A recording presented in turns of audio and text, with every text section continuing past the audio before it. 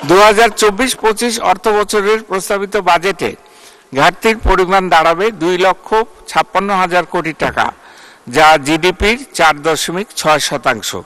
আগামী 2024-25 অর্থবছরে মোট 5,41,000 কোটি টাকা রাজস্ব আয় প্রাক্কলন করা হয়েছে, যা জিডিপির 9.7%। মাননীয় স্পিকার, এই পর্যায়ে আমি চলমান 2023-24 অর্থবছরের সম্পূরক বাজেট এবং আগামী 2024-25 অর্থবছরের বাজেট মহান জাতীয় সংসদে পেশ করছি।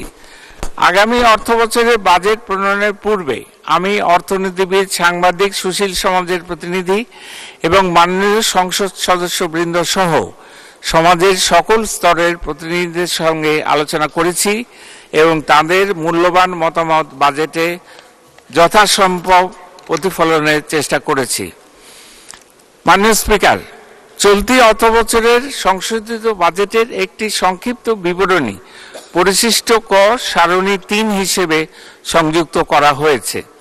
2023-24 অর্থবছরের সম্পূরক বাজেটে রাজস্ব আহরণের লক্ষ্যমাত্রা মূল বাজেট হতে 22,000 কোটি টাকা হ্রাস করে 4,78,000 কোটি টাকা রাখার প্রস্তাব করছি।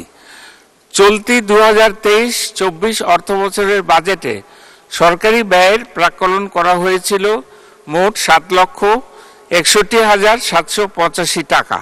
এবছরের মার্চ পর্যন্ত ব্যয়ের অগ্রগতি বিবেচনায় 7,14,418 কোটি টাকার সংশোধিত বরাদ্দের প্রস্তাব করছি। সংশোধিত বার্ষিক উন্নয়ন কর্মসূচির আকার 2,45,000 কোটি টাকা নির্ধারণের প্রস্তাব করছি। সংশোধিত বাজেটে 2,36,418 কোটি টাকার ঘাটতি প্রস্তাব করছি, যা জিডিপির 4.7%।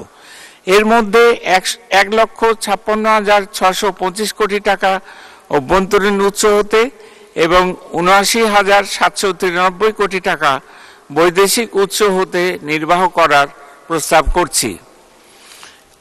মাননীয় স্পিকার, এই পর্যায়ে আমি আগামী 2024-25 অর্থবছরের বাজেট কাঠামোর উপর আলোকপাত করব।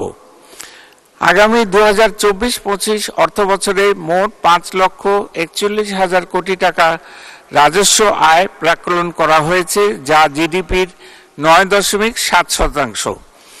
এর মধ্যে জাতীয় রাজস্ব বোর্ডের মাধ্যমে 4,80,000 কোটি টাকা এবং অন্যান্য উৎস হতে 61,000 কোটি টাকা সংগ্রহ করার প্রস্তাব করছি। আগামী 2024-25 অর্থবছরে বাজেটের আকার প্রাক্কলন করা হয়েছে 7,97,000 কোটি টাকা, যা জিডিপির 14.2%। পরিচালন সহ অন্যান্য খাতে মোট 5,32,000 কোটি টাকা এবং বার্ষিক উন্নয়ন কর্মসূচিতে 2,65,000 কোটি টাকা বরাদ্দের প্রস্তাব করছি। আগামী 2024-25 অর্থবছরে সামাজিক অবকাঠামো, ভৌত অবকাঠামো এবং সাধারণ সেবা খাত, এই 3টি অংশে বিভক্ত আমাদের সামগ্রিক ব্যয়ের কাঠামো পরিশিষ্ট ক এর সারণী 6 উপস্থাপন করা হয়েছে। 2024-25 অর্থবছরের প্রস্তাবিত বাজেটে ঘাটতির পরিমাণ দাঁড়াবে 2,56,000 কোটি টাকা, যা জিডিপির 4.6%। এই হার গত বাজেটে ছিল 5.2%। প্রস্তাবিত বাজেটে মোট ঘাটতির মধ্যে 1,60,900 কোটি টাকা অভ্যন্তরীণ উৎস হতে এবং 95,100 কোটি টাকা বৈদেশিক অর্থ হতে নির্বাহ করার জন্য প্রস্তাব পেশ করছি।